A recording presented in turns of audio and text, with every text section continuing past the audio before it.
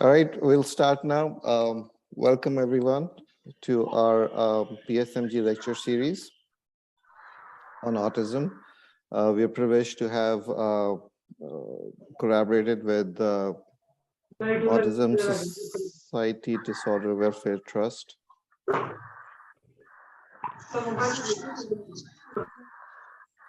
I will request everyone to can you please mute yourself? Sir, can you please make us co-host, Miss Myla or me, so we can mute people? Okay.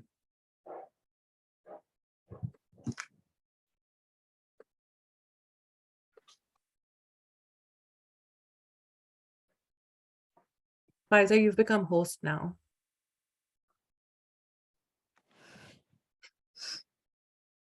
Host.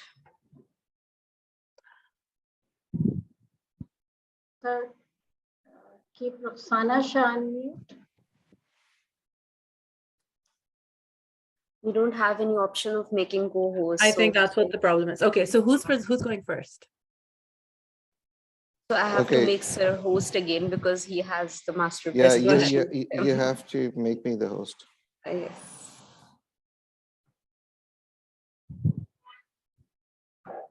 Okay, so Dr. Josh, share your screen again, please.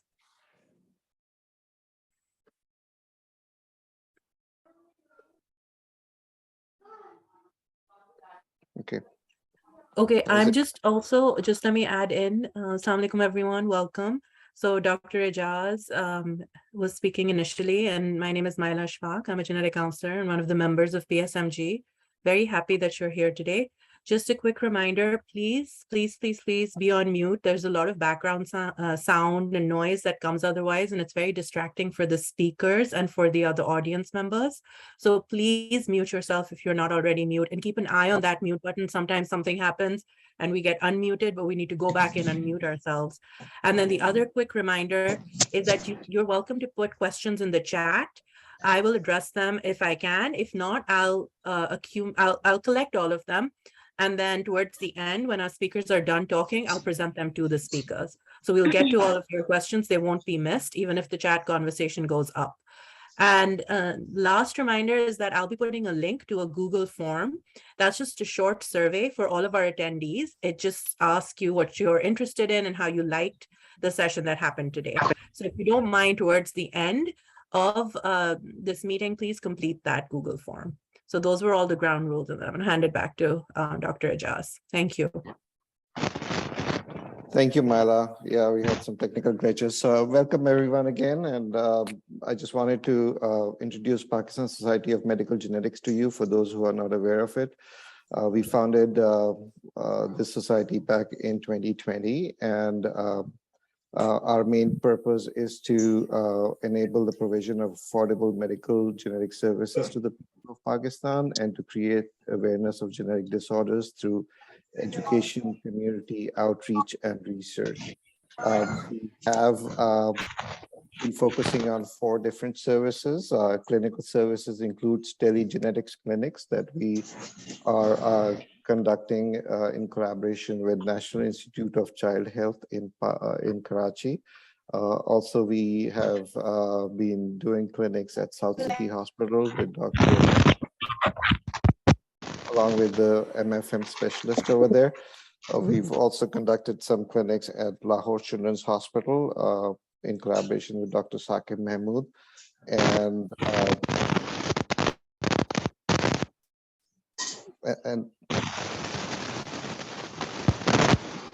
Ms. Ramla Faheen, please move.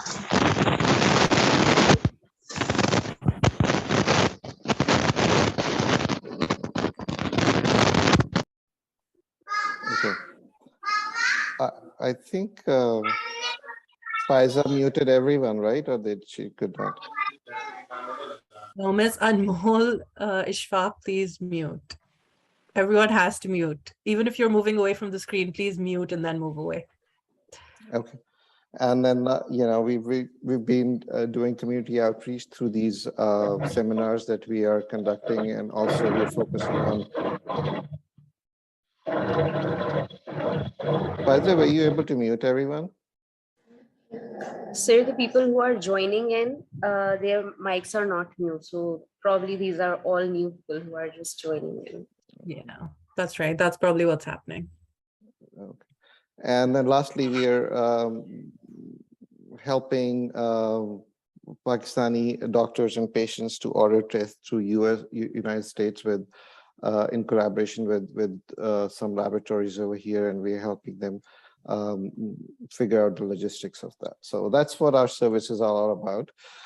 Let's get back to this seminar. This is in collaboration with the Autism Spectrum Disorder Welfare Trust, and we are very, very happy that they have joined us in this collaboration. And most of our speakers are from the society, and they will introduce themselves.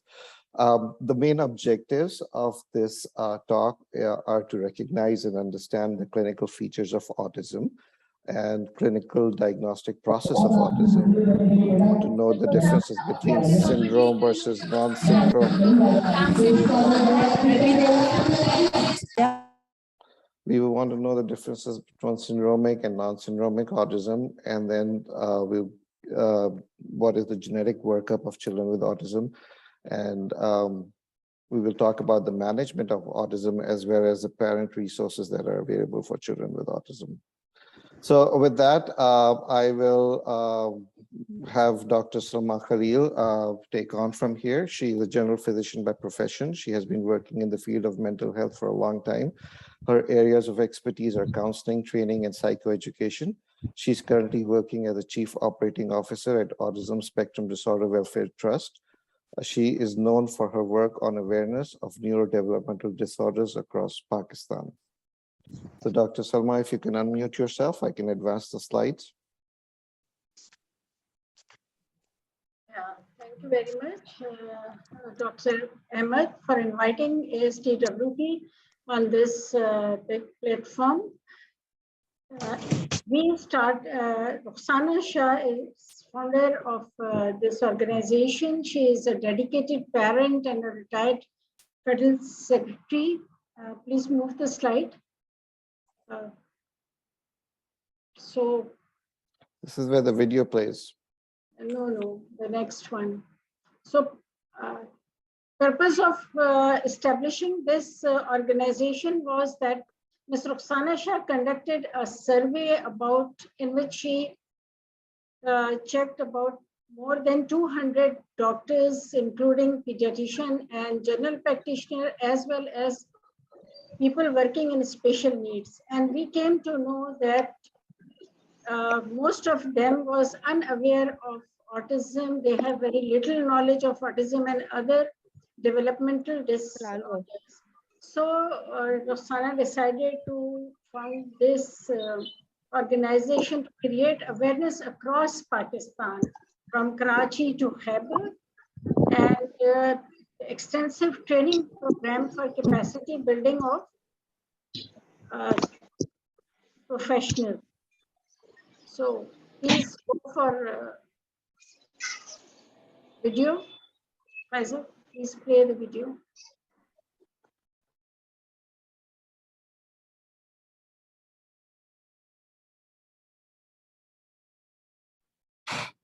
Sir, screen is visible? Yes. Yeah.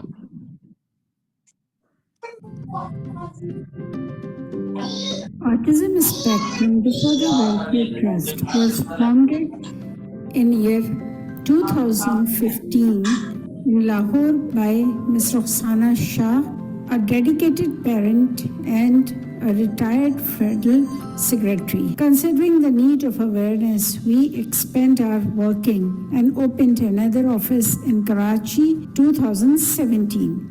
ASD Welfare Trust has conducted 450 plus awareness sessions across Pakistan, covering all major cities, Karachi, Lahore, Islamabad, Quetta, and Peshawar, as well as the small towns like Tando Adam, Tando Alayar, Mithi, Jacobabad, Malakand, Mingora, Sahiwal, Sargoda, and list goes on. We have benefited more than 24,000 people in Pakistan.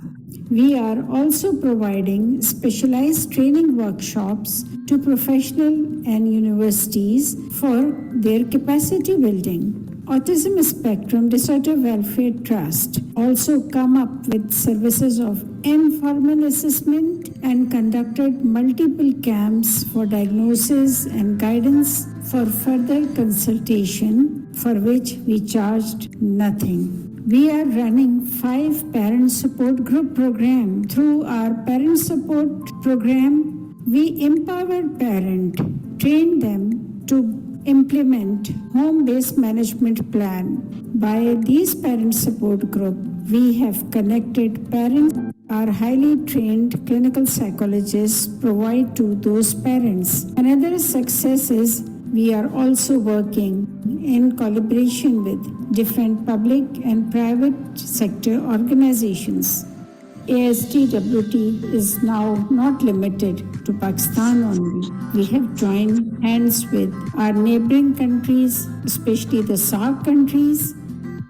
Our new initiative is to support persons with autism and other neurodevelopmental disorders by motivating different organizations to make vocational training programs and employment for this community. Come forward and join hands with Autism Spectrum Disorder Welfare Trust to make Pakistan an inclusive country.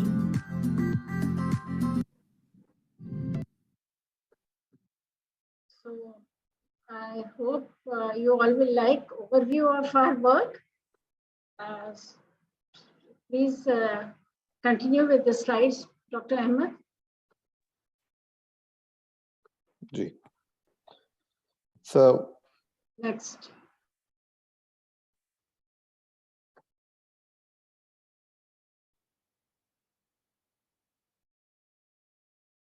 Please play the slide. Ji, I'm trying to advance the slide. It's stuck.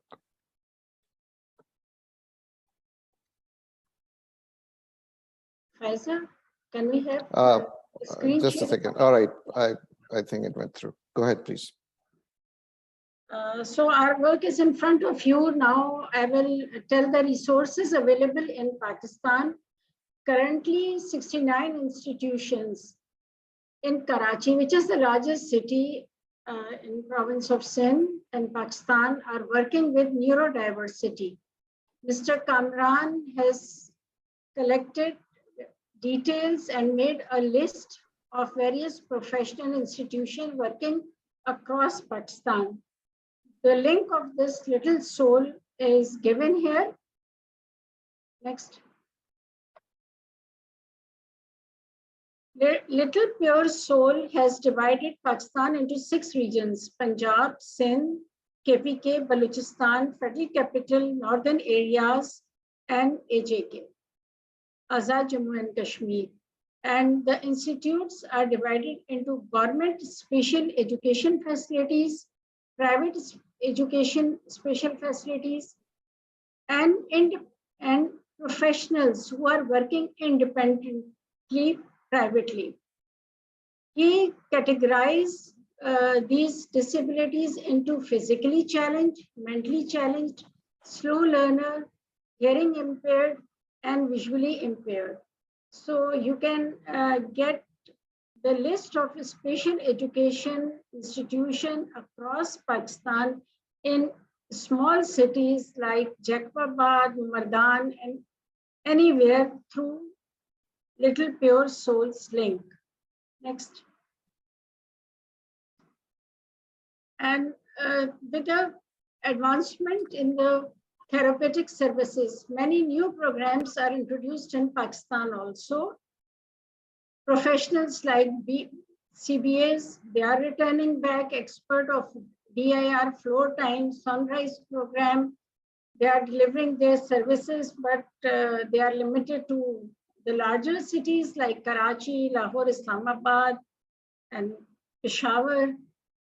And it's a good thing that they bring international standard of working to Pakistan.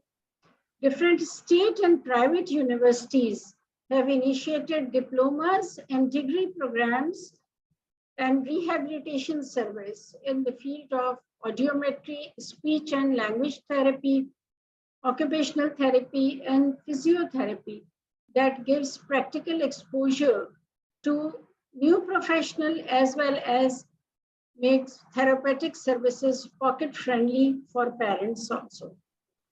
Next.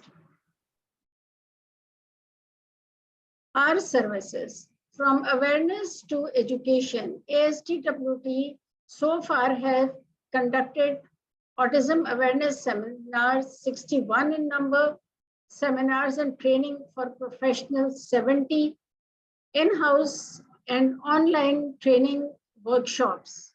In COVID, we did not stop working and continue online and connected whole Pakistan and learn how to connect with a great number of people through Zoom and other mediums. There were 161 trainings in mainstream school, other institutions like police academies, bars, and areas like that were addressed in this category.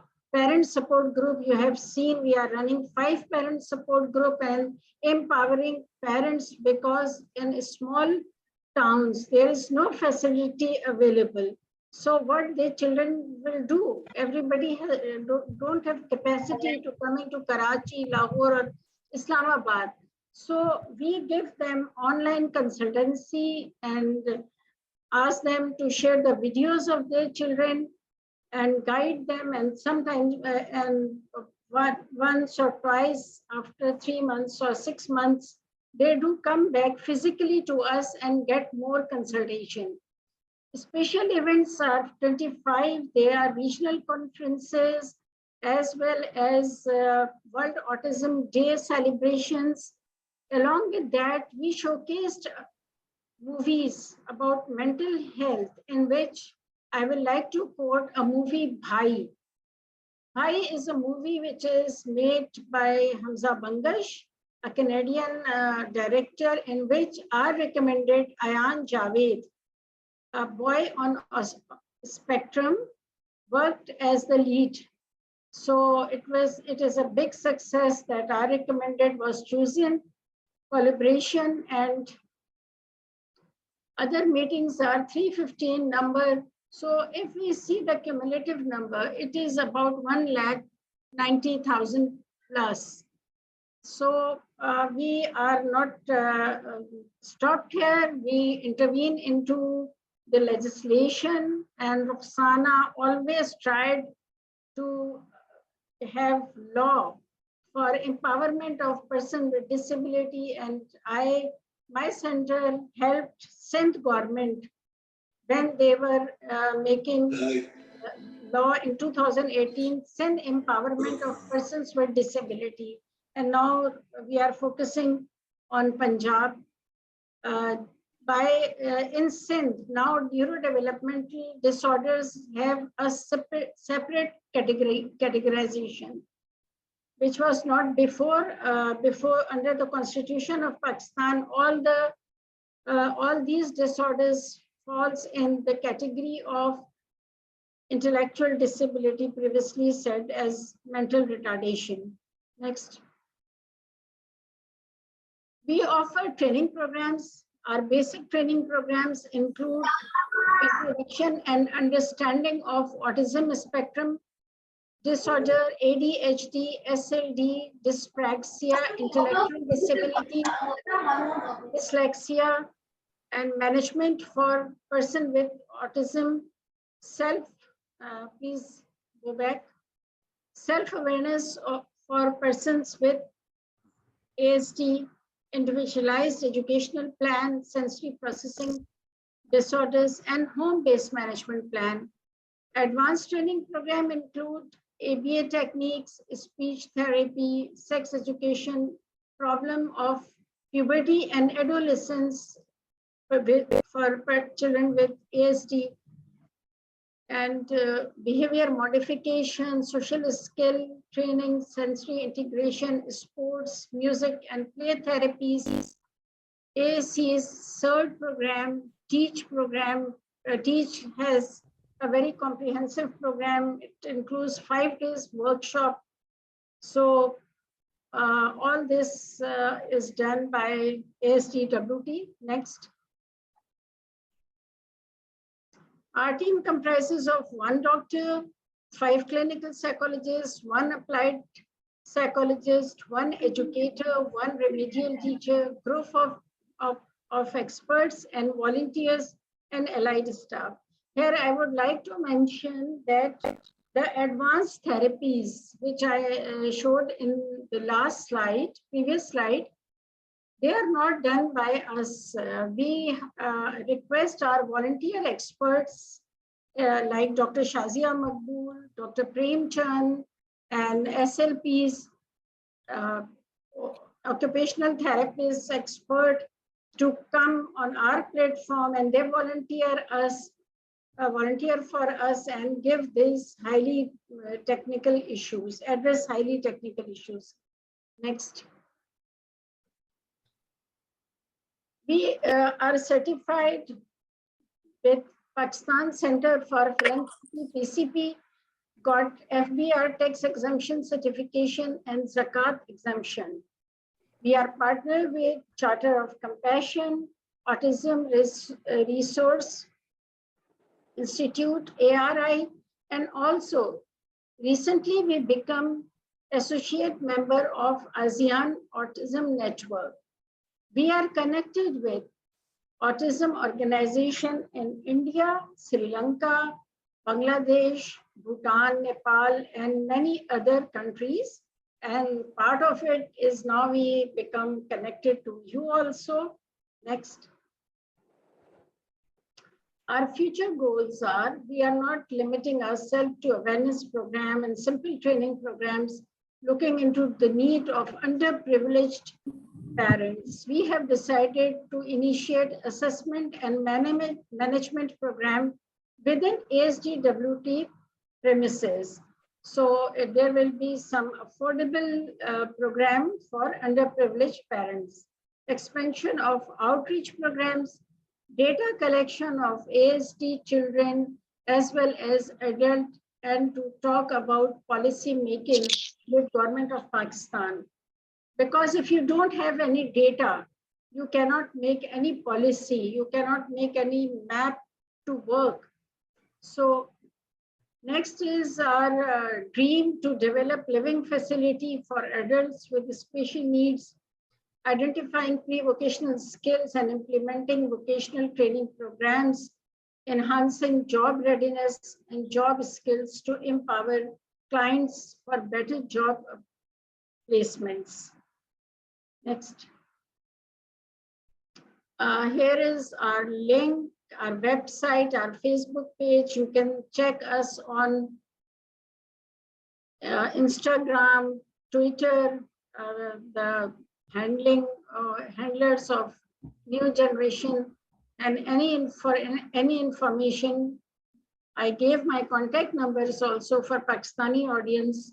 If they need any kind of guidance, please do call us, we are available. Thank you again, Pakistan Society for Medical Genetics, for inviting us and giving us this platform. Now, mic will be handed over to Roxana Shah. Thank you, Dr. Thank you, Dr. Khalil. That was a great introduction. You guys are doing a fabulous job. Amazing work with all the workshops and lectures that you've conducted.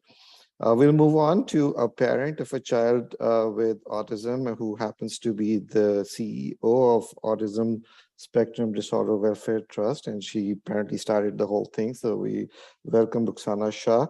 She's a retired federal secretary and has been working for autism awareness in Pakistan since 2000. She's the founder of ASD, like I said.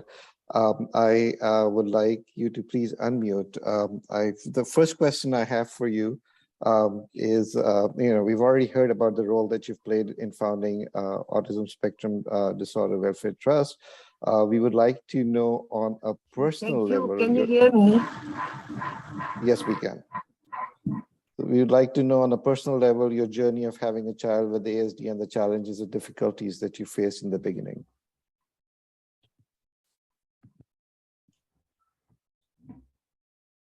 Because I think there is a problem with connection. I read the question, and I would just talk about a little bit about my son. But if you can't hear me, just please raise your hand or interrupt. We can hear you. We can hear you.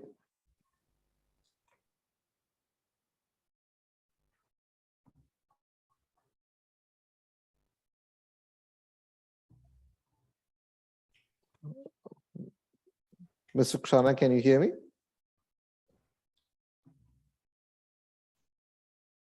Can other people hear me? Yeah, we can hear you. I think she probably has bad connection. So we'll come back to her later. We'll move on to our didactic session. And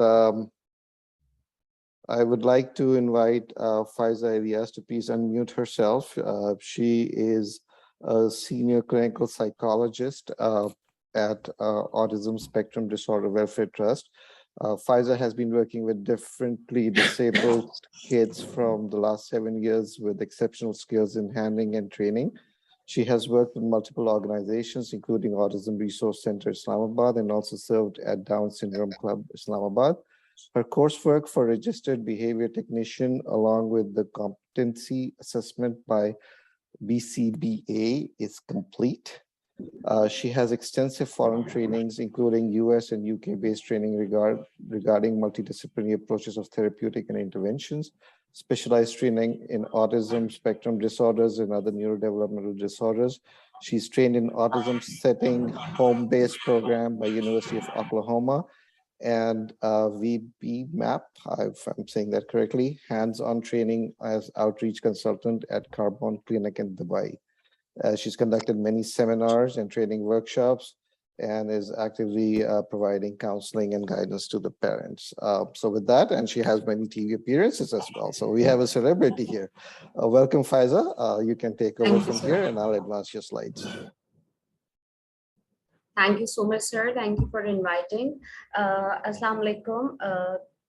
Everyone, my name is Faiza. As sir introduced me, I will be giving you basic overview of autism spectrum disorder, signs and symptoms, red flags, and we will also talk about diagnosis and screening. And I also have a second part that we'll cover after a gap that will be related to management. So before starting a session, I'll give you an overview. What exactly is autism? Autism is basically a developmental disorder. Developmental disorders are the one that surface in early developmental period of child. Usually we called it milestones duration or milestones achievement time, the duration, the time in which child starts walking, sitting, speaking, communication skills. So these are all milestones. And if there is any delay and deficit in these areas, so we called it developmental delay. So when we come to autism, there are 3 areas in which we have deficits and disturbances. First one is social communication and interaction. The second one is restricted and repetitive behavior. They have rigidity in behavior. And third part is they have marked sensory issues. Next, sir. Next, please. So when, yes, next. So when we talk about social communication and interaction, so for communication, there are few things that are very important when we communicate and interact with people. First and very important one is maintaining eye contact, looking into the eye of the other person. Children with autism have difficulty maintaining eye contact. They have difficulty in responding to name. When you call their name again and again, Ali, look here, they do not turn to you, they do not look at you, and they do not respond to their name. So these are major signs and symptoms, and you can call them classical symptoms of autism and red flags. If you find in any child, you can suspect he might be with autism. So first thing, we usually look that if the child is not responding, parents usually consult with pediatricians. They go for the hearing test that child might have any hearing difficulty. So when the audiometry test is clear, then we suspect, oh, there might be some issue other than the hearing issue, and we go for other testing. And one of them is autism related testing. So the third and most important one is difficulties understanding and using verbal and non-verbal communication. Okay, when we talk about communication, we not only communicate with words, but also with our gestures, postures, facial expressions, and multiple things like hand movements, facial movements. So it is very important to understand. Understand is the first part that is related to receptive communication or receptive understanding. That is, you just listen and respond to that accordingly. For that, you might not need words. And the other part is utilization, expression of that speech. So when you are looking into child, either he has some communication difficulties, you will also look into the understanding side and utilization side of the speech as well. It is not compulsory that all children with autism have communication difficulties. Some of them develop speech normally with the time, as we talk about that these are milestones. So they normally achieve their speech. They start babbling at initial age, and then over the time, single word speech, two word speech, and a complete phrase. But we also observe that there is regression or loss of language in children with autism at some part of age between 2 to 5 years of age. And this is a classical symptom that child regress in speech and stop speaking words that he usually achieved at early age. So parents often complain that he starts speaking and now he's not speaking a single word. And a lot of children are completely mute. So there is a variation in speech side. Some are mute children, some speak 1 to 2 words, some start speaking, and then there is a regression. So we can see these abnormalities in the patterns and these deficits in the patterns of communication. Next slide, sir. They have difficulties in reciprocation during conversation and maintaining back and forth conversation. So when we communicate, there are certain protocols that we follow. We start communication, maintain a center good part, and say, okay, bye, Allah Hafiz, whatever you want to say. So they have difficulty initiating that communication and maintaining that back and forth communication, that the way we greet and the other person in return greets. So they are not able to do, they have difficulties in that. Other than that, they have echolalia. Echolalia is a parrot-like speech. Parrot-like speech, like there are 2 types of echolalia, immediate and delayed. For example, if you say to a child with autism, how are you? He starts repeating, how are you? How are you? Repetition of that speech again and again like a parrot. So this is immediate echolalia. Delayed echolalia is related to that he recalls something from the past and start repeating that is non-contextual, non-functional speech. That can be any song, any dialogue, anything discussed at home, and the child is repeating that in school. So this is delayed echolalia. So this is also not a normal pattern in a person to repeat the thing again and again. Usually we all have observed that if we have small children in the house and they have any specific favorite toy, they like to carry that everywhere and show it to every other person coming to their house, to their friends. But children with autism does not like to show or exchange any enjoyable item with other person. They do not want to communicate or discuss about that. Even they do not show and point towards things. They want to prefer to live alone in their own world. They are self-absorbed. They interact very less with other people. They have no sense of danger. You usually saw children with autism jumping from a different height, putting his hand into the fire and having cuts there here and there, but they have no danger element or sense of danger in them. Next.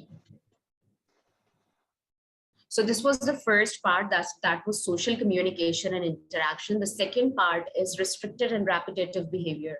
Children with autism have different specific repetitive behaviors. Repetition is of 2 types. First one is repetition related to objects. They usually repeat the behavior holding objects, like lining up different items. If you give them color pencils, they line them up. If you give them toys, they line them up. Lining up shoes, taking them out from the rack and lining them up on the floor. This is one of the common behavior we usually observed in children.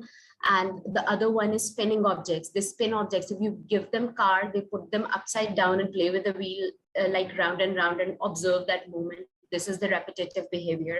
Second part is bodily related repetitive movements. That involves rocking, tiptoe walking, and usually you watch them doing flapping like this. And also they perform certain behavior in a way that gives them sensory regulation or sensory input, like flushing toilets again and again, opening and closing doors, turning on and off lights. These are the repetition in the behavior that we observed in children. On the other side, we also see some restrictions. They prefer to have same routine, eating same preference, or having same fixated food interests. Other than that, they have specific toys that can be squishy toys, some badges, or some leaves that they want to carry everywhere in their hands. And they have inflexible patterns. They do not like to meet to strangers, going to new places. Like if we get any invitation of any birthday party or any wedding, we are very happy, we'll go and we'll all dress up.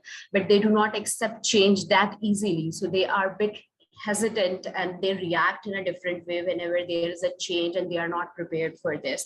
They actually follow their routine very religiously and they upset with slightest change in their routine. Next. Next, sir. So you have to press 2 to 3 times.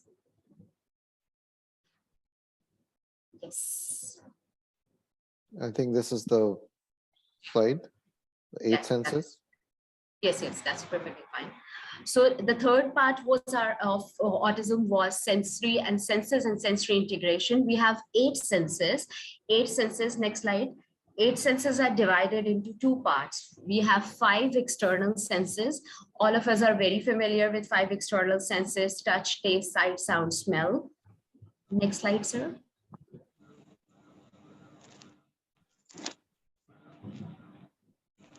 But there are other 3 internal senses. Actually, human body have many internal senses, but 3 of them are affected in autism. First one is vestibular sense. Vestibular sense is related to our balance and coordination. In our inner ear, we have a mechanism of vestibula that usually control our balancing and coordination. So children who have balancing and coordination issues and have gravitational insecurities, like they have issues climbing stairs, jumping, walking, so that there can be issue with the vestibular sense. Next. Then we have proprioceptive sense. Proprioceptive sense is related to body position and movement.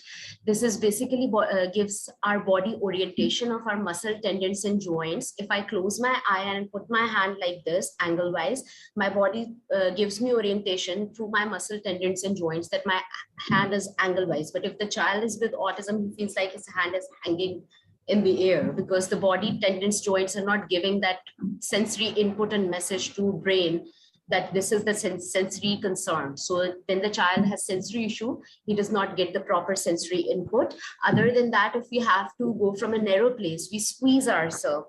Children with autism don't have that sense, or they have issues, so they have difficulties. They usually bump into things. They do not pass from the tunnels or small areas or narrow places. So this is just because of proprioceptive issues. Next. Next, we have interoception sense. That is the 8th and the last internal sense. So this sense basically regulate our hunger, thirst, other than the toilet needs of the child and temperature needs of the child. So when the child is, despite of utilizing intervention, is not into toilet training, you must go for the sensory profiling as well. See if the child has any sensory issues related perception that is the hurdle for his toilet training. So that is one thing you can also look into. Next, please. So purpose of explaining all these senses was that we all have these senses in us, but in autism, usually children have unusual response to these sensations. Their senses work as hypersensitivity or hyposensitivity. Hypersensitivity means more than normal reaction. If the child is with tactile hypersensitive, I touch the child, he'll just jump or move away like this. And if he has hyposensitivity, there's a cut and he's bleeding and blood is dripping down and he has no pain sensation. So this is the hyposensitive part of sensation.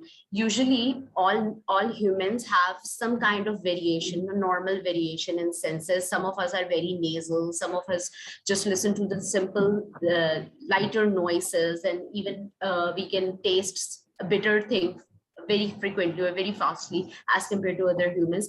But that is a normal reaction. Our bodies do not react in a way that we cannot do our work. But when we talk about sensory issues, they are actually very problematic, that it disturbs the whole routine of an individual or a child with autism. Next slide. So next. So when all these senses are working normally, we call them sensory integration. But if there is any issue in any of the sense, we call this sensory disintegration, and we go for SI therapy, sensory integration therapy. Next slide, sir. Pathophysiology, or we called it its cause of autism. Up till now, according to researchers, there is no known cause of autism. We do not give treatment of autism. We, other than that, provide management for autism. There are different researches going on that are definitely studying about the genetic predisposition, environmental factors, or many other factors that are existing. And I'm sure we'll definitely learn a lot about genetic side today, because we have a detailed discussion lecture after this about what exactly genetic side covers. Next slide, sir. Diagnosis. So let's talk about diagnosis. Diagnosis of autism is basically done in 2 stages. First one is general developmental screening, and the second part is formal evaluation. Next slide.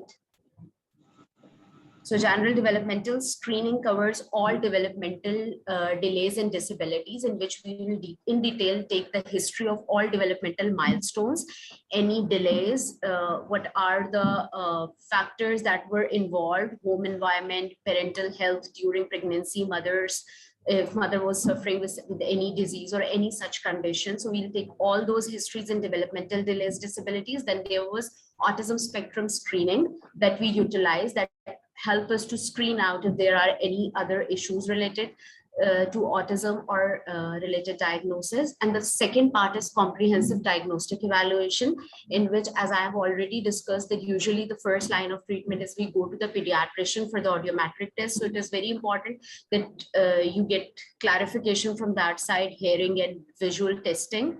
And on the other side, there is genetic testing. In Pakistan, we have only one setup that is doing genetic testing, but that is also sending the sample out of Pakistan.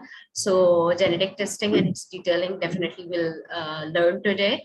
And other than that, if there are any comorbid conditions like seizures or any other conditions, so we can go for neurological testing like EEG or any other required test for children with autism. Next slide, sir.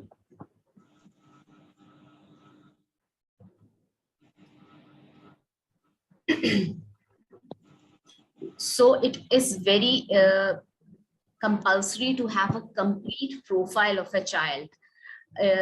Assessment does not mean that you will only cover the behavior, speech, or any particular single thing. It should be a detailed evaluation in which you will start with developmental assessment, developmental speech, behavior, physical, sensory, and social skills assessment, and you will have a complete picture of all current functioning areas of a child. So you will accordingly decide from where you will start your intervention and get the management done. Next slide. Assessment is usually of 2 types, informal and formal assessment. Next slide. In informal assessment, we'll start with observation. That is definitely a mandatory part. When you work with children, you will observe the child in naturalistic environment, and then you will have a structured clinical setup in which you will observe all those things that will lead to the specific diagnosis or the conditions you are looking for. Then you'll go for interview, checklist, rating list. These are all utilized according to the need for the informal assessment of the child. Next. Formal assessment. In formal assessment, first we have screening tool. So basically screening tools help us out to mark either the child falls in that category, or we should go for formal diagnostic testing, or we should just screen that out, either child have those issues or not. So there are 4 screening tools that are available: MCHAT, ASQ, the Ages and Stages Questionnaire, screening tool for autism in toddlers and young children, STAT, Parents Evaluation for Development Stage PETS. Next slide. Formal diagnostic tools, we have a few tools that are worldwide used.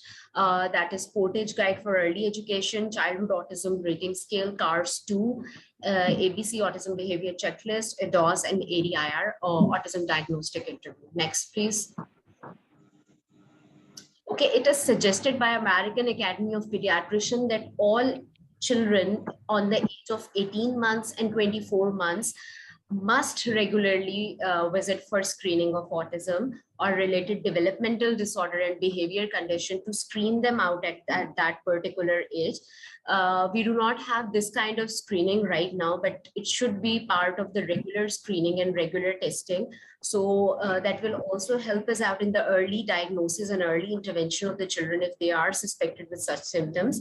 And screening tools should be the part of it, so we can at initial age screen out if any child is suffering from such condition. Next, please. All right, screening tools will definitely mark you with the signs and symptoms, but for diagnosis, we must go for a detailed professional team who will definitely work in detail with every aspect. As I discussed before, the profile, the complete areas. For profiling, it is not the work of only single individual or single professional. It's a teamwork in which behavior therapists, developmental pediatricians, speech and language pathologists, occupational therapists, or any other specialist whose work is required or whose input is required, that should be done, or that should be part of the team. So to get the proper idea of the child's current functioning level, so we can also design the plan with that consideration. And evaluation results of assessment are not just to labelize child, but they will also give you idea how and from where to start. It also give you idea of the strengths of the child to properly cover them in the in his intervention plan. Next, please. Thank you so much. All right, well, that was very informative, and I'm sure people have questions about it, and we'll get to the questions at the end of the talk. I have a few questions as well. That was very informative. Thank you so much. From now on, we move on to the genetic evaluation of autism spectrum disorder, and we are privileged to have Kristen Rawson, who is a genetic counselor at Kaiser Permanente. Okay, sorry about that.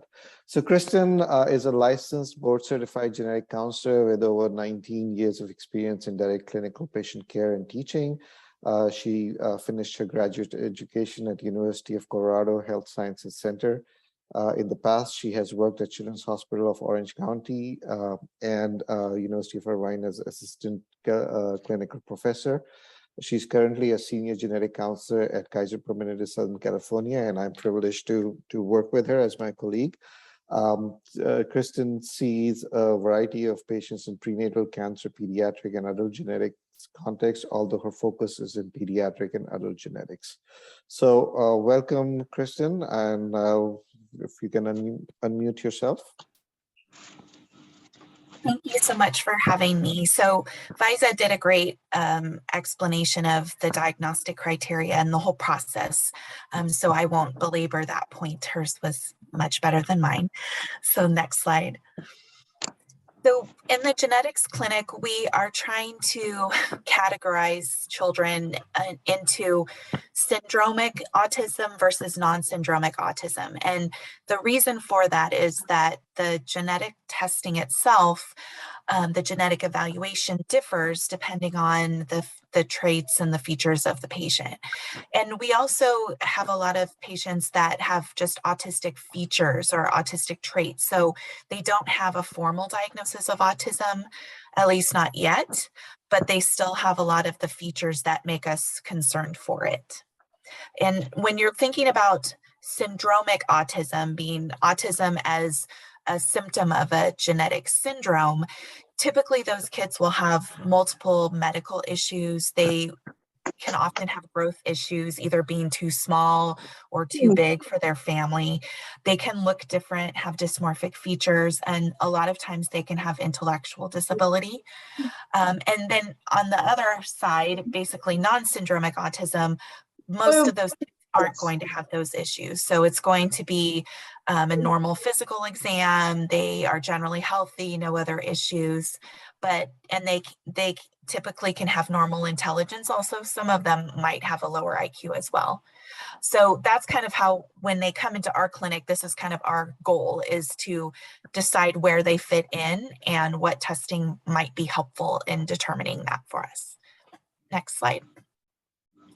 So when we have our kids that come in for autism, kind of our just off the top of our head differential diagnosis. So we're kind of looking at them in essence, trying to pinpoint, are there things about the child that would make us think of a specific genetic syndrome? And so, we've looked for things like, could there be a chromosome abnormality? Especially in boys, you would think about Fragile X syndrome. In girls, you think about Rett syndrome. And if the child has a large head, you think about a P10 gene mutation. Skin findings like areas of hypopigmentation or seizures, you think about tuberous sclerosis. And for Angelman syndrome, those kids will have absent speech, seizures, microcephaly, and inappropriate laughter. So these are kind of, the ones when I walk into the room, I think, okay, I need to kind of mentally go through these things in my head and see, does this patient make us think of one of these conditions? Next slide. So our first tier for genetic testing is, and again, this is if we can't just walk in the room and say, oh, this kid has this condition. If we're still kind of like on the fence, or sometimes even before they come to us, our developmental pediatrician will order just the first tier genetic testing. And so that's looking at Fragile X, so doing Fragile X DNA analysis, and doing a chromosomal microarray. Next slide.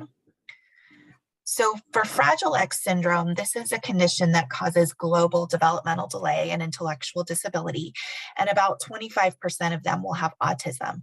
So some kids could be diagnosed with autism before we would notice that they have intellectual disability, especially if they're like 2 years old. You really can't say if they have intellectual disability yet. But usually with this condition, we expect that they have global delay. So in terms of their milestones for crawling and walking, that's going to be delayed in addition to their speech. And then when we see them in clinic, we can see certain facial features. So they typically have a larger head. And they have some different, like a longer face. Their ears sometimes can kind of stick out a little bit and be a little bit more prominent. But some of those features may not be very obvious in a young child, and may become more obvious with age. But other than that, they don't have any other major medical issues. So this is one thing we always rule it out whenever we have a child diagnosed with autism, but in our experience, it's not often that we find it just based on autism. Usually they're going to either have a family history of it, or, some of the facial features might be a red flag, but typically we really haven't seen it picked up in the first tier of testing for kids with autism. Next slide. So this is the chromosomal microarray is, I think, a very good first tool for autism. And the way this works is basically we're looking for, are there little pieces missing or extra in the chromosomes that might be kind of like a predisposition to autism. And so the way this test works is they compare the patient's DNA to a normal control of DNA. And this allows us to see if there's extra of either the control, which would make us think that the child's DNA is deleted, or are we seeing more of the patient's DNA as compared to the control? And so then you think there's an extra piece of the patient's DNA. And so this can show us deletions and duplications that we know of that are recurrent, and we see them a lot, or sometimes we'll find variations that are not seen before and might be just specific to a family. And so, but there are certain ones of these that would make us think that this would give us an answer for autism. So next slide. So there are some common copy number variants. So when there's extra or missing DNA that are seen with autism, and some of them are more strongly associated with autism than others. And sometimes they can be de novo, meaning they're not inherited from a parent. So we can see if there's maternal deletion of chromosome 15q11 to q13. Those numbers are just basically like the street signs on the chromosome telling us where that deletion or duplication happened. We can also see the 16p11.2 deletion or 22q13 deletion. So these are recurrent deletions or duplications that we see happening over and over just based on the structure of the chromosome. They're kind of more fragile and more likely to break. And so we can see these types happening over and over again and being basically a risk factor for autism. There are others that we can see too that maybe are not as clear cut as this causes autism, but maybe it's a susceptibility to it. And so for some people, it causes autism, but for other people, it might not. So like we could check the parents, and it's possible the parent has the same variation in their chromosome, but they don't have autism. So it may not be sufficient, just this copy number change by itself, to actually cause autism, which is, again, more often what we expect is that autism is more often not going to be just a single genetic cause. It's more complex than that. Next slide. Here's an example of a microarray result, just to kind of give you an idea. This is actually a 16p11.2 duplication, but it basically is telling you where that extra DNA is. And in this example, they also show that there's what's called areas of homozygosity. So that means that the child inherited the same genetic information from one parent. So say, for example, sometimes we can see a piece of the chromosome that if you look at it, it looks like it's a copy of itself. So normally we should have one copy from our mom and one copy from our dad. But in some cases, they look at them and they're not noticing that they're different from chromosome to chromosome. So this can be seen in individuals who are who have parents that are related to each other, even very distantly related. It can still show up. The more closely related the parents are, it would be a bigger portion of all the chromosomes that would show this homozygosity. So sometimes that can also give us a clue as to, do we need to be looking for some other genetic causes of autism or whatever the patient is coming in for. There was a question I think I can answer quickly in terms of how can it not be inherited from a patient, from a parent. So as we're making eggs and sperm, little pieces in the chromosomes can be, we can get deletions or duplications just specific to the sperm or the egg that makes the child. So if we look at the parent's blood, it's not there, but in their eggs or in their sperm, there may be a couple or maybe even just one of the cells that has this duplication in it. And it's because these areas, like I mentioned, the chromosomes are fragile in a sense. And so as in that process of making eggs and sperm and having to duplicate the DNA into making more cells, it's basically just like a little accident that happens in that process. And so it's not something that's inherited, but it happens new in the baby. So that's where, some things we know are typically inherited or aren't inherited because they're so severe, you wouldn't expect the parents to have it. But in some of these cases where parents could have it and show no symptoms, we definitely need to check the parents and see if they have it. Next slide. So this kind of gives you an idea of, what our thinking is when we see a patient. This is going to be beyond kind of what the basic testing is. So we've already done Fragile X, we've already checked the chromosomes. So now the question is, do we need to do more? Do we need to increase what we can do for genetic testing? And I know that, this is what we practice here in the United States, which is not always an option for other countries. But in all honesty, sometimes we don't even go beyond just the basic tiered testing because of, maybe there isn't the need to even do more testing than the basics. Because if you're looking at a child that just has autism that does not appear syndromic, in actuality, further genetic testing is unlikely to give us any additional information. So you're spending a lot of money just for it to come back normal. So we still decide, is it important, is it not, that whether or not we do more testing. And so once we look at the single gene, so I'm going to talk more about some different syndromes that, like, if we see the child and we say, okay, yeah, they have a genetic syndrome, let's test for it, we can test specifically for that gene. If we don't really have an idea of what gene, but we think that there's other stuff going on, like seizures or intellectual disability or growth issues, then we can go to either a multi-gene panel that looks at multiple different genes associated with autism and other neurodevelopmental disorders, or even go further in doing whole exome sequencing, which is looking at all the genes to see if we might be able to find an explanation for their features. And even beyond that is whole genome sequencing, which we're not routinely doing, but we have in a couple of situations. Next slide. So really the question is, do we need to do more genetic testing, and when is it important? So we have a lot of conversation with our patients, in fact, about, why do we need to figure out if there is a specific genetic cause or not.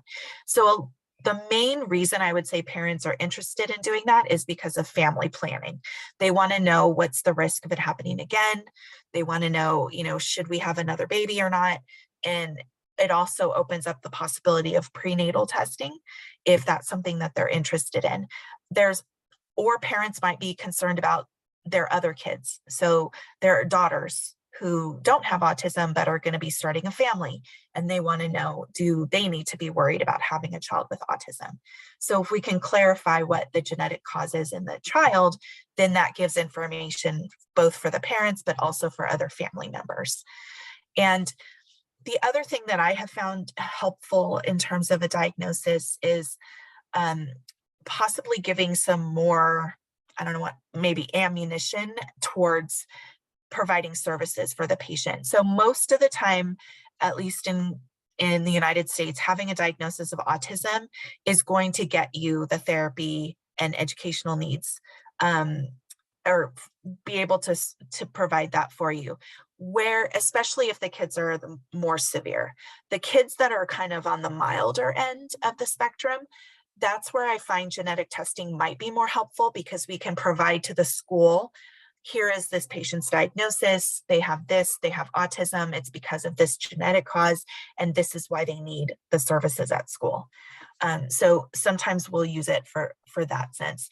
But in most of the time when it comes to therapy and education, just having the diagnosis, the clinical diagnosis of autism is sufficient.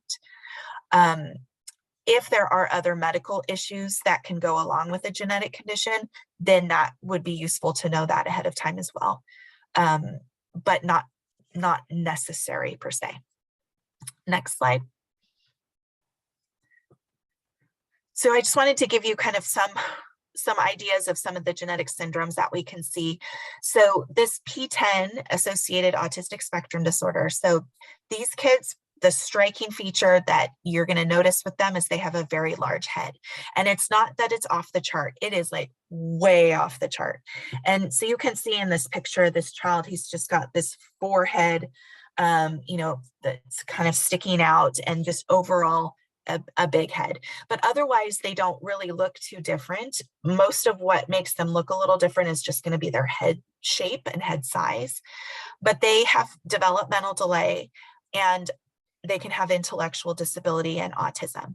And we have seen kids referred for autism, and then they also have macrocephaly or a large head, and we can tell right away that that's what they have. So with this condition, we would do a single gene test. If we're pretty confident that it's P10, then we would just check that P10 gene, although there are a lot of autism gene panels that include this gene as well. We do family history and make sure that it's not inherited, and because if it's inherited, then there's other things that can be caused by the P10 gene, mainly cancer syndromes, like Cowden syndrome causes breast cancer. BRR syndrome can cause like colon polyps, thyroid issues. So medically, it's helpful to know if a child has a P10 mutation, because we need to be screening them especially for thyroid issues in childhood, or thyroid cancer. Next slide. So Rett syndrome is one that is really good to have kind of in the back of your brain when you're seeing girls with autism. And there's basically two categories. So one is you're going to have the patient who's totally normal development, talking, walking, no issues at all, and then starts regressing, which of course, this is often, we see this with autism that's non-syndromic as well. But you're going to see this is going to be a rapid progression of loss in language and motor skills, even to the point where they stop using their hands. Like they can't feed themselves anymore. They just hold them, like in the picture, just hold them like that and like a ringing. And they just significant regression. So not your typical regression you see with autism where they lose their language and then slowly gain it back. But this would be like loss of using hands is kind of the cardinal feature of this. Usually considered lethal in males, although some males have been reported, but would be very severe. Now, the atypical Rett syndrome, those are the ones where we see global developmental delay. So they do have delays in walking and talking, and then they will also can still have some of the regression and the autistic traits. They can have seizures, and they can have an ataxic gait where they kind of walk like they're drunk almost, but it's highly variable. So these conditions, these are all due to the MECP2 gene. So this is one of those genes that's also considered in your differential if you're going to do a multi-gene panel for autism. But if we have a girl with those classic periods of normal development and then regression, we would probably just test for that gene in particular. Usually this is not going to be inherited. So in terms of family recurrence risk and things like that, it's unlikely that they would have to worry about it. Next slide. So Angelman syndrome was classically referred to as the happy puppet syndrome, because the kids have this ataxic gait where they kind of are stumbling, but they also hold their arms up kind of like this as they walk, so they look like a puppet. They have global developmental delays and intellectual disability. Their head size is small, and they usually start having seizures, but they may not develop seizures until they're maybe like 3-4 years old. So, past the age where you'd be worried about, where you would have already seen concern for autism. They have inappropriate laughter and a large mouth, and they're nonverbal. So that's where they, a lot of times will be diagnosed with autism just because they're nonverbal. All right, next slide. And just for the genetic causes of Angelman, it's pretty complicated, but it would be picked up on a microarray. For most kids are going to have a deletion of chromosome 15q11.2, or they'll have what's called paternal UPD of chromosome 15, where they inherited both copies of their chromosome 15 from their father and none from their mother. And so those are those are the most common ways that we see Angelman syndrome happening. But in some cases, you can have a mutation specifically within the UBE3A gene. It's a smaller percentage for sure, but that's another gene that would be on those autism panels.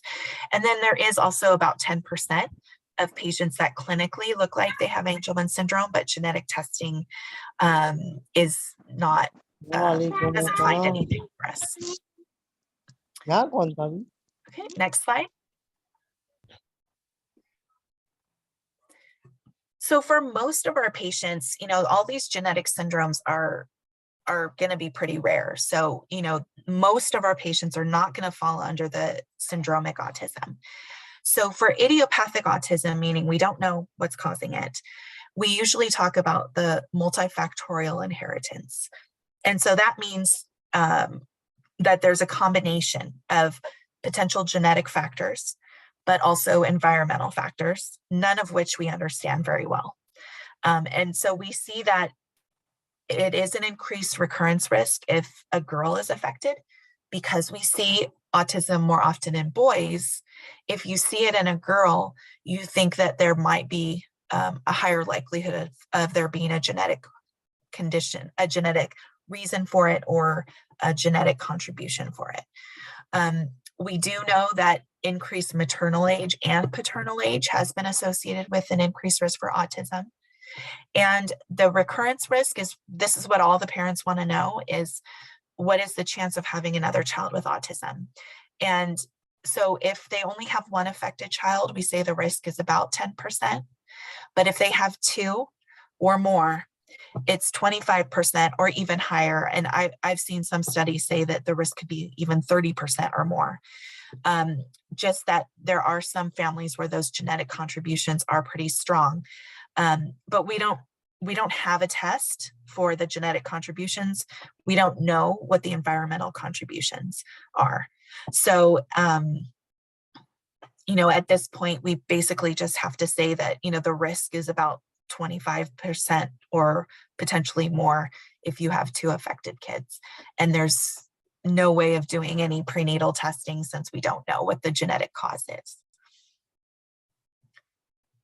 Next slide. And these are just some references for you if you're interested in that. Thank you, Kristen. That was very informative. And I see that there are quite a few questions in the chat for both you and Faiza. So what we will do is I will have Faiza finish she's going to talk about the management next.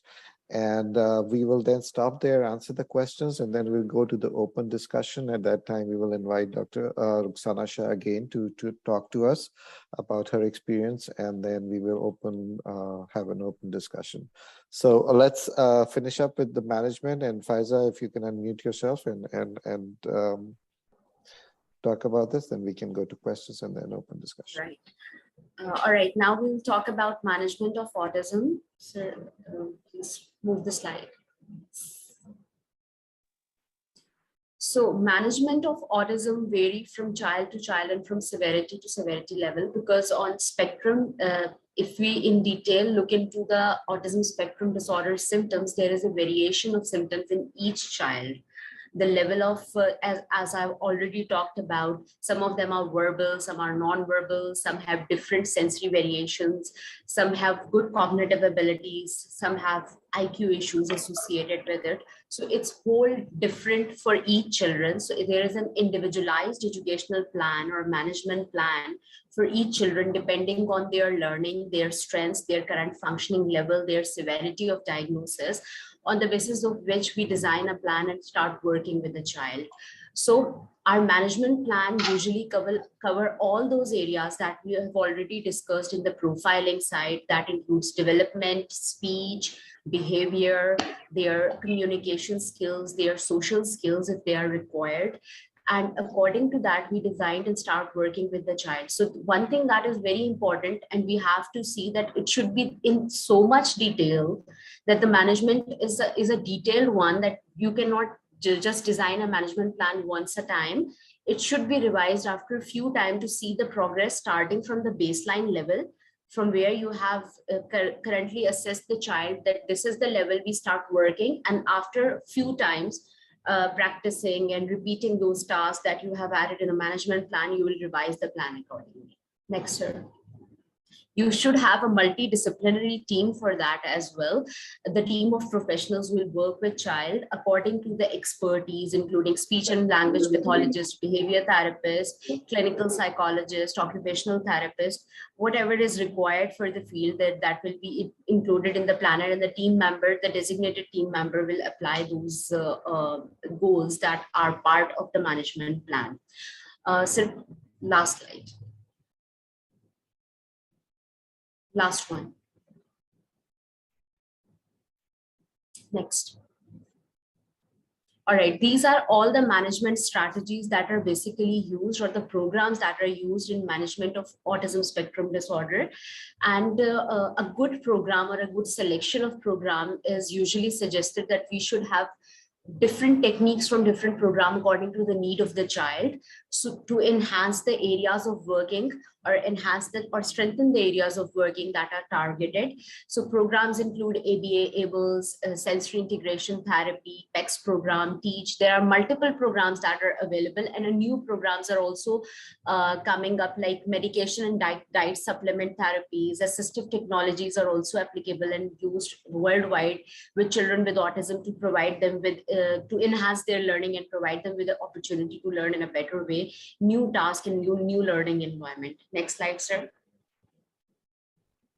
So management plans, a major target is to make accommodations for individuals and provide them with the opportunity to learn and educate them in different environments, either it be a community, a home environment, a school environment, or a therapeutic one-to-one setup. So it should be a good combination should be like that we should have these therapies in every single particular environment in which we can apply.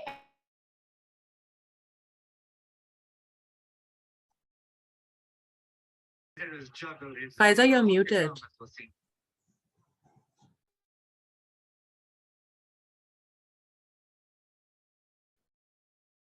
Can you hear me now? Yes. Yes, yes. All right. So I'll repeat this one again. So a good management plan should be enriched with all the targeted goals that we have after our assessment, and from starting from the baseline and coming towards the end, the goal should be targeted as it should be generalized in a community. So the task that individual learn in one setting, he can generalize that in community environment. So the applicability enhancement of those goals will be more and more.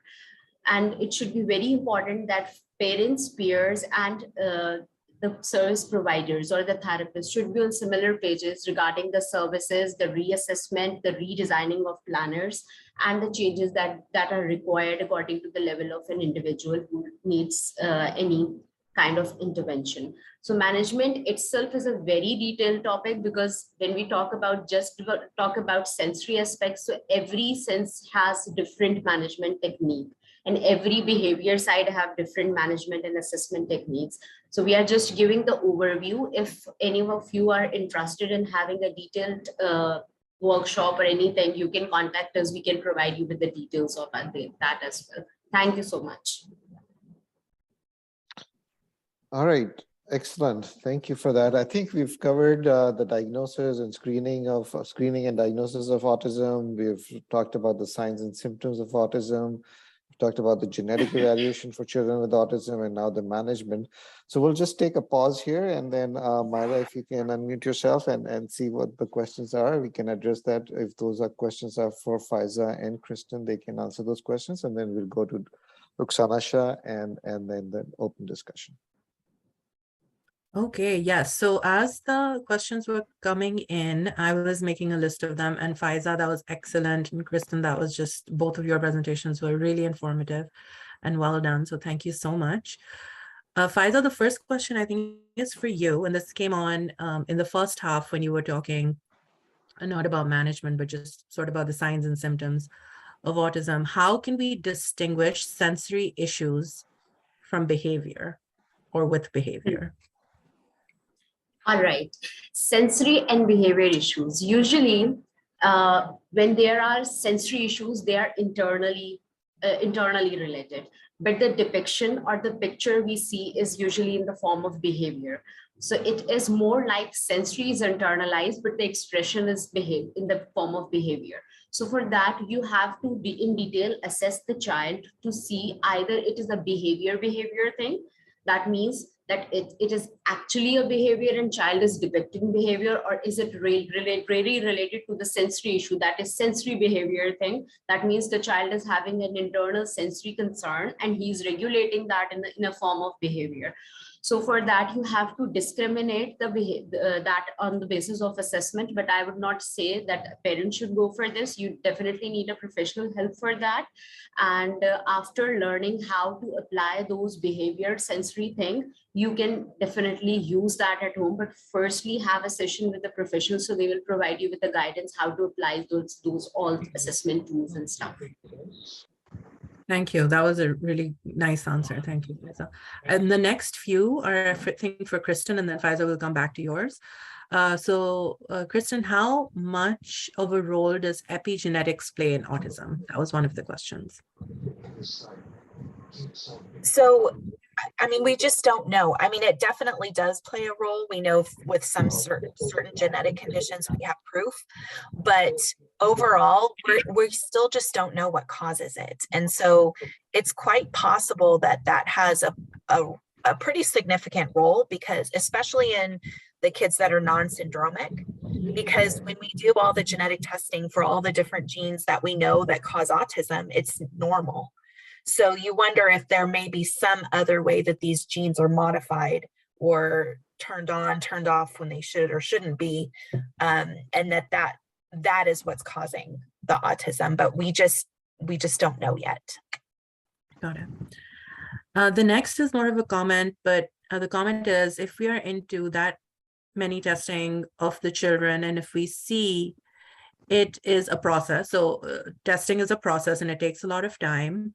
And if a child is in that process, that time is also precious in terms of early intervention. So I think that's a really good comment that, yeah, while testing can be happening alongside the testing, we don't want to stop the early intervention, and we do want to continue it. Do you want to add anything, Kristen, to that comment? No, I agree. And I think a lot of times for us, because genetic testing takes a long time, and we make sure the parents understand that genetic testing is not saying if they have autism or not. So really, they need to focus their initial time on getting that autism diagnosis so that they can then start the early intervention. And some of the kids we have, we have a state-run program for kids with developmental delay. So they might actually be already receiving services, at least for gross motor or speech delay, even before they come to us or before they have a diagnosis of autism. So yeah, we try to make sure that, we're kind of doing things all at the same time. So it's, we do not wait for management of their autism. We do not wait for a genetic diagnosis before they receive early intervention. Okay, so thank you for that. And then the next set of questions, they are questions and comments are all around gene therapy. So there are 4 of them. So just bear with me. I'm going to read all 4 of the questions and comments together, and then you can just address all of them in one go. The first one is, do you think in the future gene therapy will help people with autism spectrum disorder? The next one is more of a question and a comment. Gene therapy is not the permanent solution, but can it be? ? And then the next one is that gene therapy is a permanent solution for most genetic disorders, but it's not doable for a lot of complex disorders like ASD. The genetic causes and underlying mechanisms are not yet known. It also depends on the onset of disease. So these were the comments and questions regarding gene therapy and autism. Yeah, and I think that's I think the last comment kind of answered the question, because, we can't use gene therapy for something we don't know what the gene is, so, and in all honesty, I mean, gene therapy is helpful in certain conditions, but I think in these neurodevelopmental disorders, there's so much development that happens in utero and in early childhood, even before you would know that the child has this condition. I think sometimes the damage has been done. So I don't think gene therapy would be a permanent solution in those conditions. and even if we did know what the genes are. And I don't think it's going to be as simple as it's one gene that's causing autism. I think it's that maybe you inherit these different genetic susceptibilities, but then there still is also some environmental interaction or something that's causing, you know, the actual symptoms to manifest. So I think it's too complex to benefit from gene therapy. Got it. And I guess I'll just add that gene therapy is while it's available for certain genetic conditions, it's definitely not available for the majority of genetic conditions. It's correct. Very small minority. Right. So the next question is Tourette's related to autism in any way? I think it's probably within the spectrum. You know, I kind of see the autism spectrum in the same families as ADHD, as, you know, sometimes Tourette's. I think Tourette's can have a genetic cause and can be separate from autism, but there may be some overlap in that as well. Because Tourette's is its own, you know, it has its own diagnostic criteria and it's its own thing. But it's possible. I mean, we just don't know. Got it. Thank you. And then someone would like you to share the data and findings of your previous research. So if you have any, or if you have any good resources. And I'm also interested to know about change in gender. How is it different in boys versus girls? So that's just kind of general, what we call multifactorial inheritance. So that can kind of go for, you know, say, for example, cleft lip and palate. So it's more common for a boy to have a cleft lip and palate, and it's more common for a girl to have cleft palate without cleft lip, just if you look at statistics, the empirical data. And so a lot of those, you know, when we talk about multifactorial inheritance, it's a combination of genetic factors and environmental factors. So autism fits into that train of thought. But we just don't have anything to back it up. It's based on statistics, really. So we see it more commonly in one sex versus the other, just statistically. But we don't know why that happens. Got it.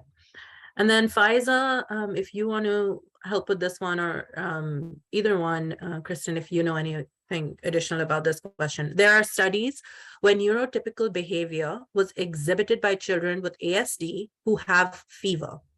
And even speech is reported in non-verbal children during the episode of the fever. The Einstein Institute in New York was conducting research in this area. Are there any implications to stimulate fever behavior in children with ASD safely? No, I'm not. I have no. No? Okay.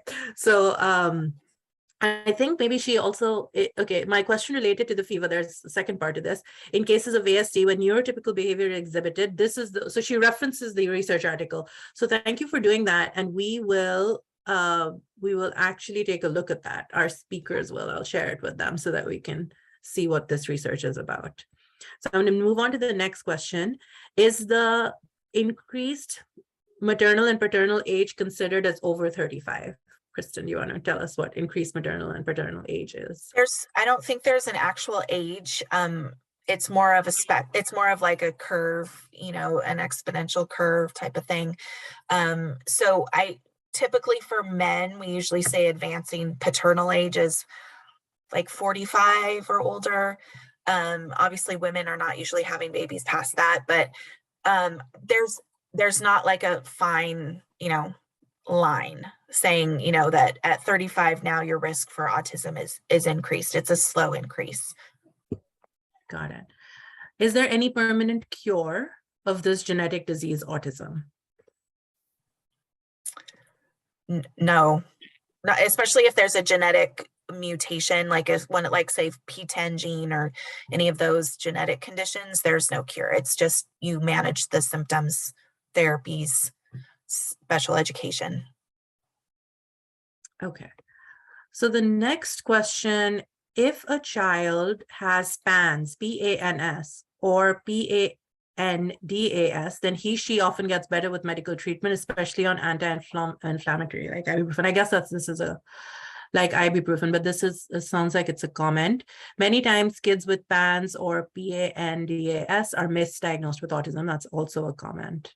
Yeah. And I'm sorry, there are some metabolic disorders where if you manage their diet, that can decrease or even eliminate their autistic traits. So, there are some conditions in which management can help, but those are pretty rare. I mean, they're not going to be the ones that you see coming into your clinics, typically. Okay. How can we control autism except counseling and therapy? Faiza? I don't know if we can control autism. I don't know if it's something to be controlled. Even with counseling and therapy, we cannot control, we can manage the symptoms if there are in the children. Yeah, that's right. Okay. So next one is, can glyphosate, and I wonder if it's glycophosphate and the O is just missing, alter gene expression? We don't know.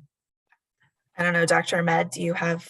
No, know? I have like glycophosphate. I'm not sure about gene expression, like giving orally to a person that would change the gene expression. If that's the question, I haven't heard this over here. Okay. But you also have to be careful about altering gene expression because that can really mess things up.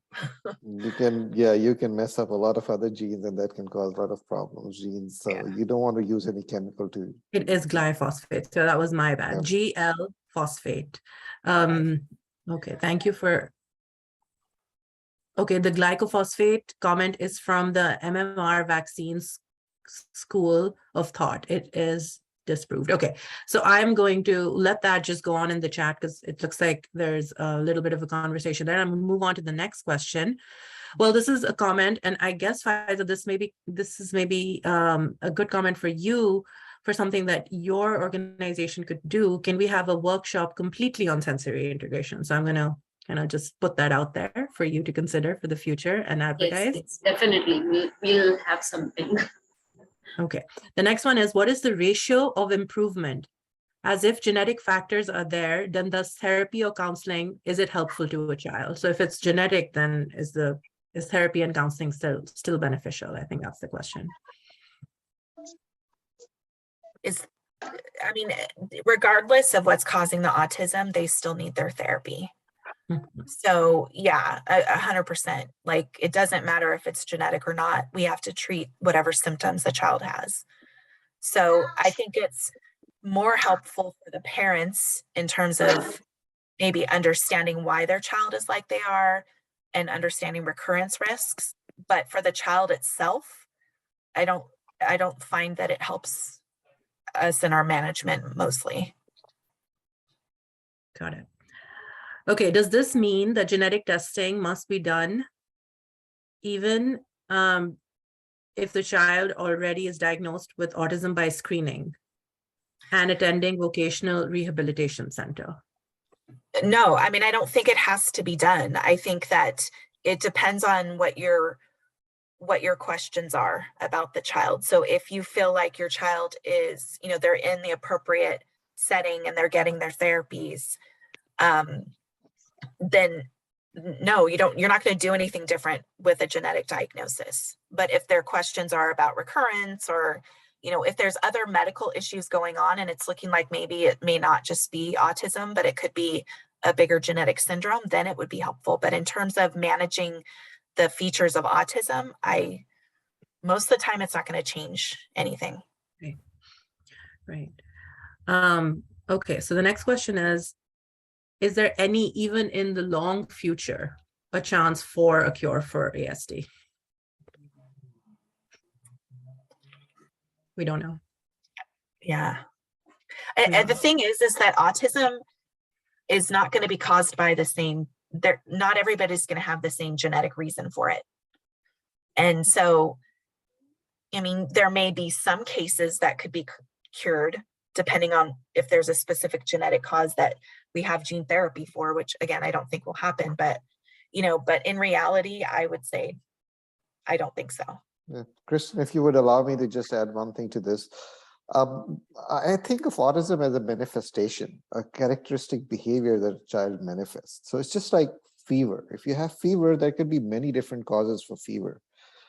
That's a manifestation. That's how our diseases, how our body is expressing certain things. So when we think of autism, we should not think of autism as one condition. This is autism and this is just the problem. It's a manifestation of different problems. So sometimes we know what's causing that manifestation, sometimes we don't know. So unless we know exactly what's causing the problem, we would not be able to get close to that. And so, like Kristen said, there are so many different pathways, there are so many genetic reasons and so many unknown reasons that it's just not like you can just treat something without even knowing what's causing the problem. Okay, thank you. The next question is, why is autism increasing? So I don't know that it's necessarily increasing per se, if I would say that we are more aware of it. And so, also the diagnostic criteria has grown to include more mild cases. But I think that, we're just more aware of kids having their, the sensory integration issues, which, in the past might have just been like, oh, they're just a bad kid because look at how they're acting. But in reality, they have something internal that's causing them to act that way.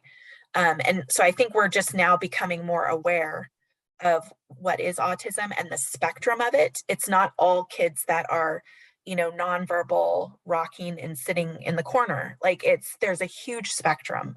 And so I think it's more our awareness has increased. Got it. Okay, I'm going to kind of link these two together. Can it be detected in the prenatal stage? And does autism show up on brain scans? So no, it doesn't show up on brain scans unless, that would be the only reason it would show up on, you can't have a brain scan that's going to say the patient has autism. If there's a brain abnormality, that could cause developmental issues, including autistic features, but it's not going to say this is autism. The only way it can be detected in the prenatal stage would be if you know that there is, say, for example, there's a genetic cause in the family that has already been diagnosed in an affected child, then you can test the subsequent pregnancies for that genetic change. But that is very rare that would be a situation. Most of the time, no, you can't. And why do you think the spectrum of autism would be more severe in Pakistan versus USA, as consanguineous marriages are common in Pakistan? Do you think that it would be more severe because of consanguinity, as that's more prevalent in Pakistan? I think that the only reason it would be more common is if you're seeing it in both sides of the family. Like that you're getting kind of, those genetic risk factors are, coming from now both sides, both parents are contributing multiple genetic risk factors. So that would be my only thought as to how, consanguinity could increase it. Yeah, similarly, I think that if there is consanguinity, which means that you have a common ancestor, right, a grandparent that might be the same, then if there is some sort of a risk allele in that grandparent, there are higher chances that both of their of their descendants carry that, and then there are increased chances that they get to the child. So as for all sort of multifactorial conditions, there is a thought that if there is consanguinity, the chances are slightly increased because of the shared genes and shared alleles within the parent. Yeah, those shared risk alleles. Exactly. Like we don't see autism as much in recessive, like autosomal recessive types of autism, which would be more common in consanguineous families, but still the multifactorial, you're kind of like doubling those risk factors basically. Yeah. Okay, so this may be Faiza, this is for you. Which therapy approaches goes well with children with autism? And I know you covered a bunch of them, so maybe you can just give a brief reply. Okay. None of the therapy goes with every child. It's like depending on the need of the child and current functioning level, whatever comes in your assessment, depending on the level of the child and the need, you will select the therapy or the therapy will be required. It's not just one therapy. Need accordingly, if there are speech issues, there are socialization issues. So accordingly, we'll combine stuff and make one good plan, and different professionals will definitely work on that plan. So it will be need-based. Perfect, thank you. Okay, so the next, I have two more questions in my list of questions, and then we can go to the open discussion. So what role do heavy metals have in exacerbating or worsening symptoms? Is there any evidence to that? I don't know, Dr. Med, do you know? No, we don't have the questions about the heavy metal. We know that there's heavy metal exposures, those children have neurotoxicity and they may have developmental delays and problems. The question is, can we link that to autism as such or not? Yes, some kids may have some autistic traits that may be associated, but it's not like if you're exposed to lead or mercury that you're going to get autism. Many times exposures happen over a time period and usually manifest much later on for the heavy metal toxicity.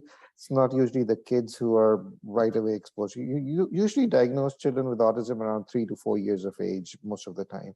And heavy metal exposures, lead, yes, previously there was a lot of lead-based paint and that would cause developmental problems in children. But we don't see that very commonly over here, at least. I'm not sure exactly what that would be in Pakistan.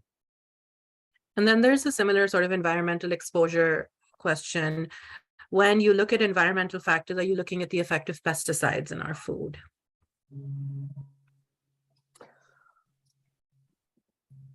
I mean, I'm not doing that research, but I know that there are some studies to look at, not necessarily well, I mean, there probably are studies to look at pesticides, but not even just limiting it to that, but potentially even, other hormones that are in the environment, in our foods, processed foods, that type of stuff. But I don't have any personal knowledge of those studies. Yeah, I just want to add this, that these questions are pertaining to that, okay, autism is being caused by certain thing in our environment, either the food or the pesticides or the vaccines and all of the things. People think that, oh, we didn't hear autism when we were kids, but now we're hearing autism quite a bit. So it has to be something that we are doing now. It has to be all that food or all the chips that we are eating. Really, we don't have any evidence to conclusively say that any of that is causing autism. So all these myths about vaccines and pesticides or other exposures, we don't know for sure, and we don't have an answer. So at this point, the reason why we are seeing more autism, like Kristen says, is because of the awareness as we see it. Yes, and more children are thus getting diagnosed because of the increase in awareness. So Right. Dr. Ijaz, do you want to take back, and do you want to do Yeah, the I have one question for Faiza before we go. Faiza, you talked about the screening. American Association of Pediatrics recommends screening at 12 and 24 months. I remember, in my school, when I look back, I can think of certain kids who really did have autism spectrum disorder, but the teachers did not recognize that, and neither did the parents. So are you meeting or having seminars in schools or in teacher society to make them aware of what signs to look? Because sometimes those kids get beat up by their teachers. I remember in Pakistan, because they felt that they just not behaving, or they would not stop talking, or they would not do anything. So what is being done to spread that awareness for screening? Sir, we are in our awareness program, we are catering basic primary school teachers who are working with the early initial age group. So they have the basic idea of signs and symptoms, red flags of autism and other related neurodevelopmental disorder. We have 3 standard lectures: learning disability, attention deficit hyperactivity disorder, and autism.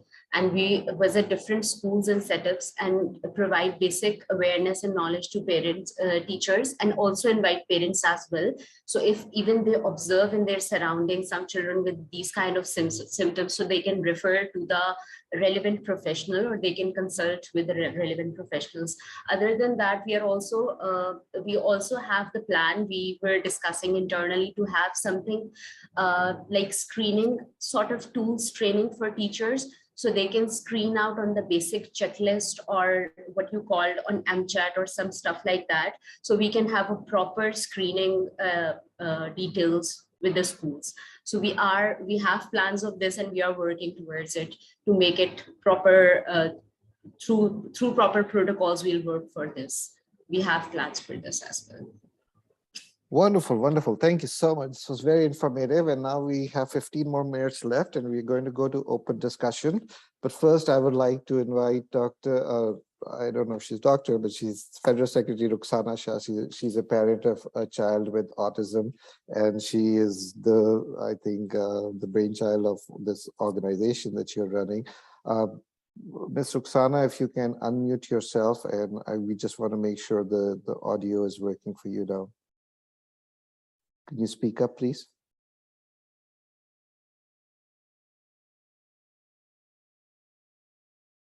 I think she's still having problems.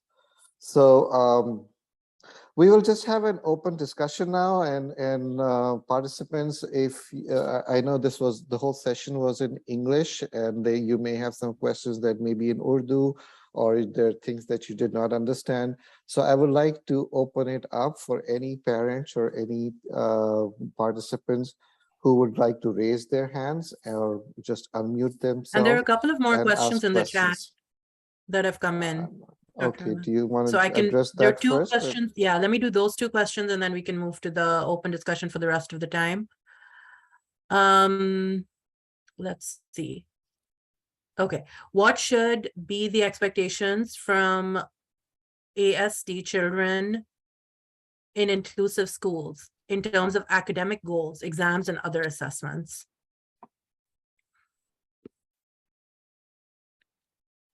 Faiza, do you want to attempt that one? Okay, for inclusive schools, we are still very, very far from this to have a proper inclusive school that can provide you actually with those individual needs as well as the proper academic inclusion sort of thing. But if you're asking for an idealized setup, for that you have to provide accommodations, and you should have one-to-one therapeutic or sensory breaks as well, plus the normal curriculum according to the intellectual side and the abilities of the child. But we are still very, very far from that. But on terms of assessment and stuff, you have to provide accommodations, specialized worksheets and stuff that can be more visual. With the help of assistive technologies, we can work on that. Right. Okay, good. Thank you. And then I think the last one is just a comment. Autism should be learned as compulsory topic in school so that those kids would not get bullying from same age children. I think that's a really important comment. Thank you for making that. It just goes along with the awareness that you were talking about, Faiza, and that awareness should not just be in adult populations, but maybe also just educating school-going children about different types of visible and invisible disabilities and how they can be more accepting and create a more inclusive environment. And thanks for the apt reply, Faiza. Okay, that was, thank you. Okay, so I'm going to stop reading questions from the chat now. So we'll have an open discussion. Are there any parents who have questions in Urdu? Agar aap logo ko koi sawal puchna hai hamare participants se, to unmute karke you can talk to us. And if you have any other questions, please go ahead. You can raise your hand.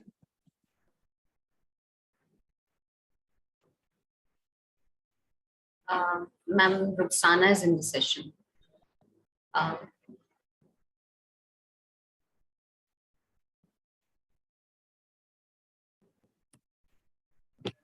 So I'm Dr. Salma Kharir. You can unmute yourself. I believe you just called me. You're saying Ms. Rukhsana Shah is Ma'am Rukhsana is also in the session. Yeah, please connect her. she's there. I don't know if she can unmute herself and talk. She's I just have one question about this genetic testing and the data that you are collecting. The thing is that autism is increasing. It is not only the diagnosis has become better and we are accessing more people like that. I think the ratio is alarmingly higher than it was, say, about 15 years ago. So that is one thing, and that is my comment. And I think that as geneticists, you should be looking at the different kinds of mutations that are happening.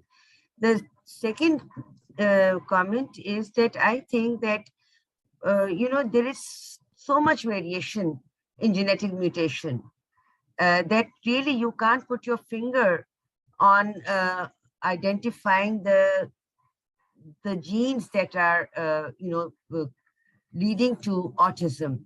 There are just too many. So it's going to take a very, very long time. And in the meantime, I think that when parents are affected by this kind of a problem, they want more, practical solutions such as, yes, I think pesticides play a very important part. Heavy metals play a very important part. MMR, of course, has been sort of disproved, but I think that we need to still work more on these areas about what is causing the rise of autism in Pakistan and elsewhere, of course, everywhere in the world. So there are other factors, not only genes. Genes will take a very, very long time to put your finger on the right kind of combination. But in the meantime, there are environmental factors, there is evolution. You could discuss all these other things as well, because parents find they need answers like chelation or mercury in the fish on the coast of Japan, which led to a lot of increase in autistic cases. I don't know whether this is anecdotal or whatever, but yes, we've heard about the impact of mercury in hair. It has been found in so many people with autism. So what about these factors? If I may answer the question, I agree with you. We don't know the answer. That's the bottom line. Is like I have said that we don't know the exact answer. It's quite possible that there are environmental factors, and we know that there are environmental factors that play a role in development of autism. But that's not been proven. We already know mercury toxicity, what it causes. We already know lead toxicity, what it causes. So we have some knowledge about heavy metal toxicity and what the accompanying signs and symptoms are. But for patients who have autism, it's not required. They need to, well, all kids over here at least get lead levels checked, but because of the overtime exposure, the mercury is in the fish, and the fish is a salt fish, and usually the fish that dwell at the bottom of the ocean and people who consume that fish. So that kind of toxicity, maybe if you're just a baby is eating fish every day for the next 3 years, you would expect that they would have that kind of toxicity to cause that problem. But like I said, these exposures are over time. And usually it's slowly, and certain population have certain exposure, and they may have neurodevelopmental problems, but not all autism in all urban areas can be explained based on pesticides. Right? How many children are being exposed to pesticides in Karachi, where most of the vegetables are washed before they're cooked? But it's quite possible. I'm not saying that it's not a possibility. What I'm saying is we don't know for sure. And as a geneticist, of course, I'm not doing any research on pesticides and its cause, but the prevalence of autism it has been there. It has been there. I believe a little bit is more of its recognition. That's just my take on it. But I agree with you. We don't know for sure what's causing it. And I'm so glad to have you on board. We've been trying to connect with you a couple of times. So we would like to talk to you about your experience as a mother with a child with autism in the beginning, and how was that experience at that time? I'm sure there were not too many resources, and there were not too many diagnostic criteria. You have an adult child with autism, so how was it for you initially when you finally figured out that something's not right with my child? I think it's very lost for quite a few years, because we did not even know what autism was all about, and there was no internet at that time. There was no Google. So we had to go by Dr. Betty Freeman's advice in the UCLA, who said that he's comfortable in Pakistan. So you people have your own career. So I would not advise moving out of Pakistan, because even in the US at that time in 1990, there were hardly any facilities. And I think that it was very good advice, because Amir is very fond, or very well adjusted in Pakistan. My only thing is that, yes, in the beginning, I was very lost, and there were no mentors, there were no guides, and nobody knew anything. At that time, an aunt of my husband's would send us a letter by airmail and to London, and then she'd put a little column about autism over there, that, okay, so we are trying to understand. The family was extremely helpful. The larger family in Lahore was very, very supportive. Like, there were these far off aunts and uncles who were always trying to, whenever they found the word autism mentioned, they would, rush back to me and say, okay, we found it. So yes, the atmosphere in Pakistan was very, in the immediate family and expanded family was very supportive. But there was no information. Amir could not go to a special school, because I did send him to a special school for children with special needs, where he would come back, with injured arms and all that, and he would say, somebody beat me. But of course, we knew that he was biting himself, so he was not comfortable. We put him in the mainstream schools, and he was lost. So, it was home tuitioning, really. A teacher would come and teach him English. I would teach him Urdu. My husband would teach him mathematics. But certainly there were these moments of, revelations, which, like, for example, when he was just 3 years old and we were in Italy at that time, my husband was doing a postdoc in physics, and he was making a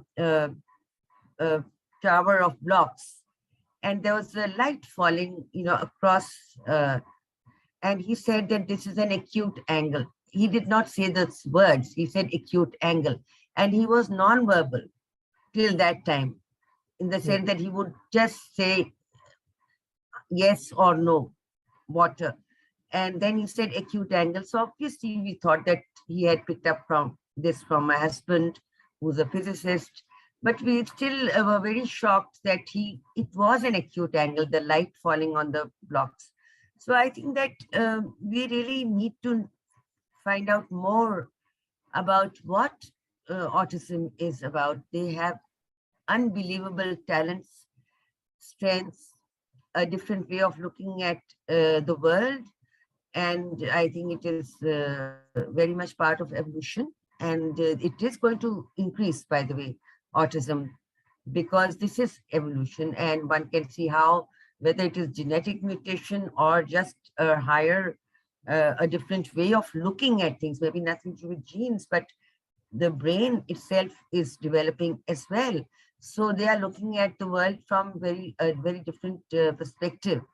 And I find that fascinating, and we should develop that and look for more people who can, sort of take us forward, humanity forward.